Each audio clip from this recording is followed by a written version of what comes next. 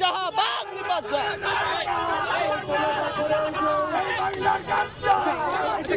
আপনাদের কি বর্তমান সরকারের বিচার ব্যবস্থার উপরে যদি কোনো ভরসা না থাকে, বরং যারা শেখ হাসিনার বিচারের উপর ভরসা করে তারাই শুধুমাত্র শেখ হাসিনার রায়ের পক্ষে কথা বলে, যারা বর্তমান সরকারের বিচার ব্যবস্থার চাইতে শেখ হাসিনার বিচার ব্যবস্থাকে বেশি বিশ্বাস করে, তারাই শুধুমাত্র শাহবাগের নামে এই মবক্রাসিকে উচ্ছেদ দিয়েছে।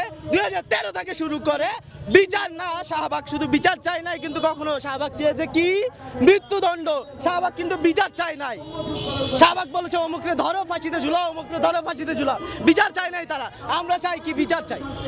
আমরা চাই যারা তখন মবক্রেসি তৈরি করেছে, যারা বিচার ব্যবস্থার যে কি বলে হাসিনার আমলে বিচার ব্যবস্থা কি ছিল আপনারা সবাই জানেন কম বেশি।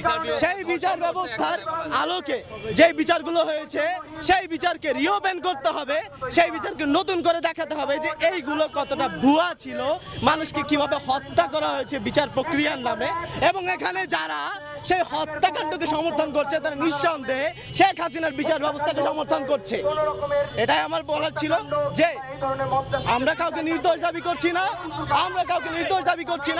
আমরা বলতে যাচ্ছি এবং ৭১ যারা গণহত্যার শত্রু, তারা ২৪-এর শত্রু, ৭১-এর শত্রু, ৯০-এর শত্রু, যারা এই বিচ্ছিন্ন বিক্ষিপ্ত ভাবে এই যে আমাদের আজকের প্রতিবাদকে বিতর্কিত করতে আসছে, তারা ২৪ এবং ৭১-এর একই সাথে দোসর। এরা বাংলাদেশের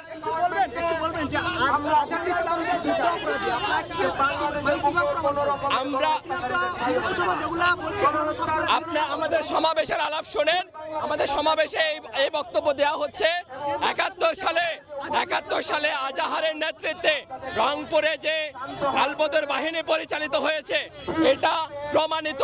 সেখানকার মুক্তিযুদ্ধ থেকে শুরু করে লোকাল যে মুক্তিযুদ্ধ বাহিনী আছে সবাই দ্বারা এটা প্রমাণিত।